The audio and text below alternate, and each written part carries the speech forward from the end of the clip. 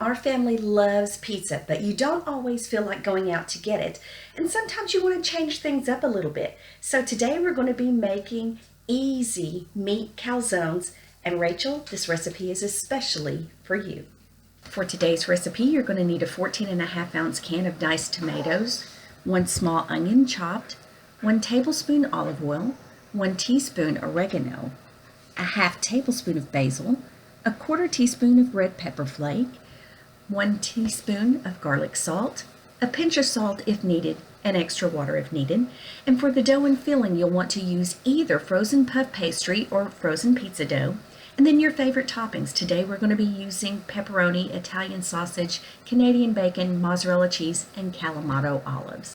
Today we're making really fast marinara sauce, so let's go ahead and get started. I'm going to start with my onion, and I'm going to cut this into pretty small pieces because I am making a very quick marinara and I want these to be able to cook down very nicely. And also in my pizza, I don't like huge bites of onion.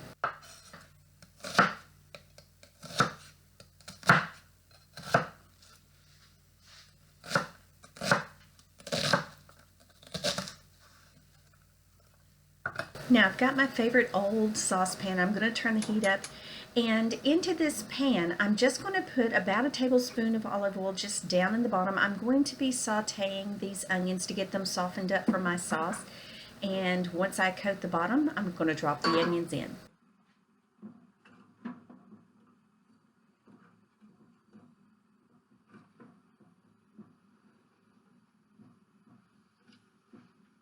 I'm just going to stir these around, get them coated in the olive oil, and I just want these to saute just till they start getting soft. These are just starting to soften, so I'm going to add in my oregano and my red pepper flake,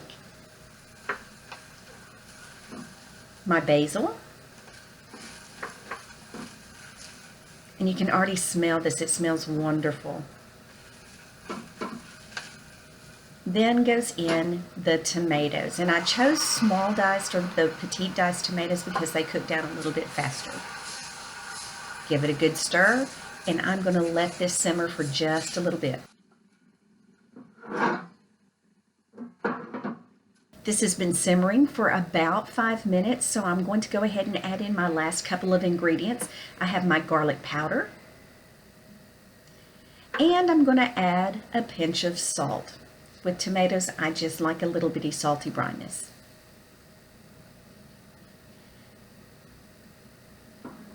And you see it's starting to break down. I'm just going to turn the heat down, set this on the back burner, cover it up, and let this simmer for about 15 minutes. Now you want this to be a thick sauce, so I'm not adding any water yet. Just check and make sure it doesn't start to burn. So while I have my marinara simmering, I'm going to go ahead and take my cast iron skillet, and I'm going to add a little bit of olive oil to the bottom. I'm going to fry up some Italian sausage, and sometimes it can be a little bit dry, so I'm going to add a little bit of olive oil, get this warm, and then I'm just going to crumble this Italian sausage into the skillet, and I'm just going to fry it up the same way that you would hamburger meat.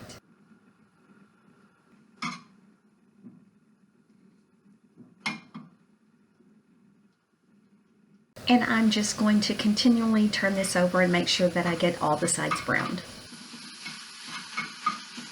This looks good, so I'm going to turn the fire off, and I will hold on to this until I'm ready to put my calzone together. Now my marinara has been simmering since I started working on the Italian sausage. You notice I have a nice thick sauce, and for this, I want a little bit of chunkiness, but I don't want all chunks, so I'm just going to use my submersion blender, and I'm just going to very briefly chop this up a little bit. I do not want extremely smooth. I just want to chop up a little bit of the bigger chunks. With my sauce done and my Italian sausage browned, I'm now going to turn my attention to my other fillings. I'm using Canadian bacon, pepperoni, and also some Kalamata olives. Now, I love olives. My husband doesn't, so I'll only be putting this on part. You can also use black olives. But I'm just going to take these really large pieces of Canadian bacon, and I'm just going to slice them up into smaller pieces. I want to be able to have nice sized bites, but I don't want all of my filling to come out with one big piece of meat. I also want to take just a second and just kind of cut these olives into a little bit smaller bites.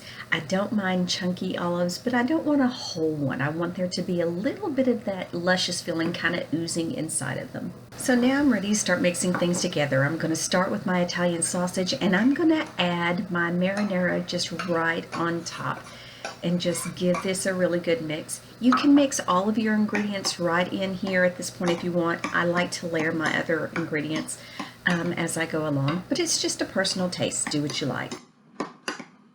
And we're ready to stuff. Now today I am using frozen puff pastry. My husband loves the crispy texture of this pastry, but you can also use pizza dough. Now if you use a frozen pizza dough, you will get that nice round shape.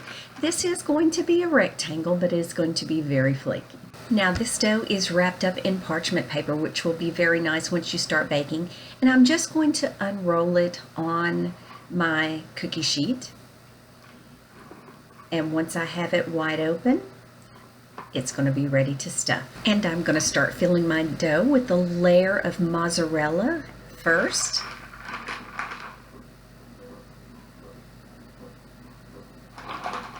And then I'm going to scoop in my pre-mix filling. This is my marinara and my Italian sausage.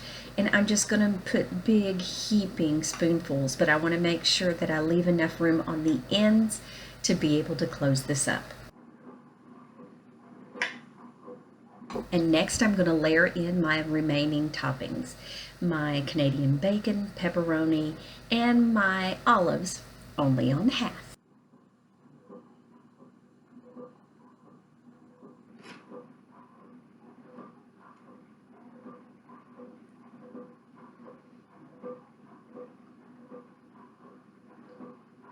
And as you start to build this up, just add a little bit more cheese. It works great as glue, holding everything together. And finally, I'm going to add in my personal favorites, the olives. And I'm just going to tuck them in here because they do like to roll. So find them a snug place and just stick them in. And a last little sprinkling of cheese, and we're ready to roll this up.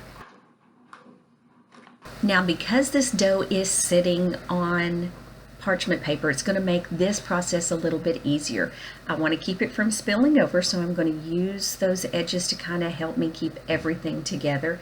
And I'm just going to roll it up. Now if this is pizza dough, it's going to be round and you'll get that nice crescent shape, but this one is puff pastry, so we're going to have a beautiful rectangle.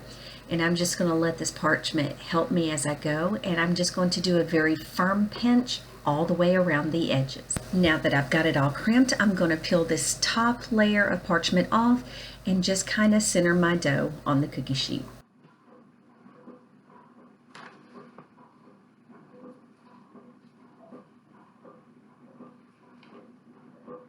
Once I get it where I want it, I'm just going to go back through and do one final pinch to make sure that all of my edges are sealed. And we are almost ready to go.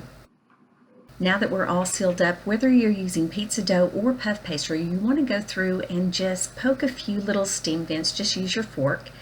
And then we're ready to do an egg wash. Now if you're using pizza dough, you will not need to do this, but to make this puff pastry nice and golden brown, I'm just going to put an egg with a little bit of water. I'm going to mix this up, and I'm just going to brush this egg wash just right over the top. You want a nice, good coverage. Don't be skimpy with it. It's okay if the top is glistening.